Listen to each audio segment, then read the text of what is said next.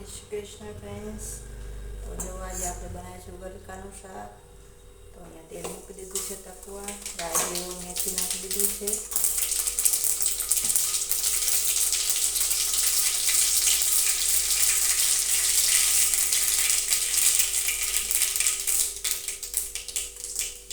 એને નાખીશું લીમડો, આદુ લસણની પેસ્ટ, ટામેટા મરચાં, ગલકા નાખી દઈશું અને ઢાંકી દઈશું.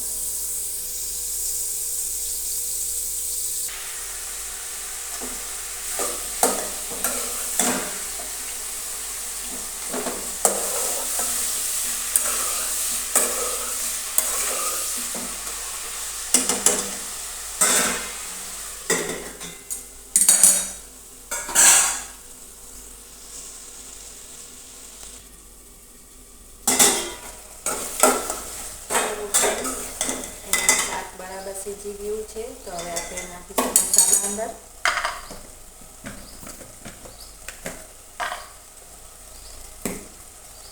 નમક એડ કરી દીધું છે આપણે.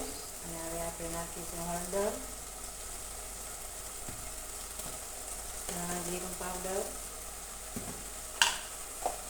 લાલ મરચું પાવડર. તેને બરાબર મિક્સ કરી લઈશું.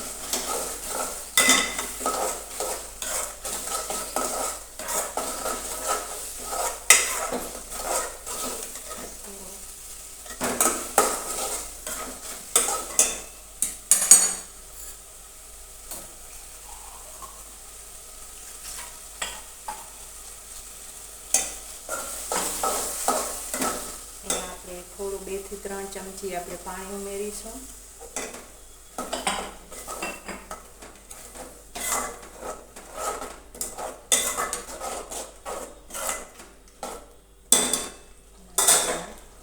ઢાંકી દઈશું.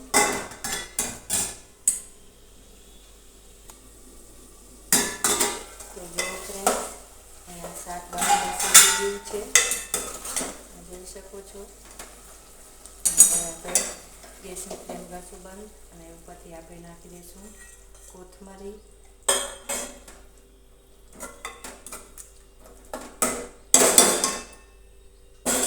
તૈયાર છે આપણું ગલકાનું શાક. તો ફ્રેન્ડ્સ, આશા કરું છું કે તમને મારો વિડીયો પસંદ આવ્યો હશે. તો મારી ચેનલમાં નવા હો તો લાઈક, શેર, સબસ્ક્રાઈબ કરવાનું ભૂલતા નહીં. જય શ્રી કૃષ્ણ બધાને.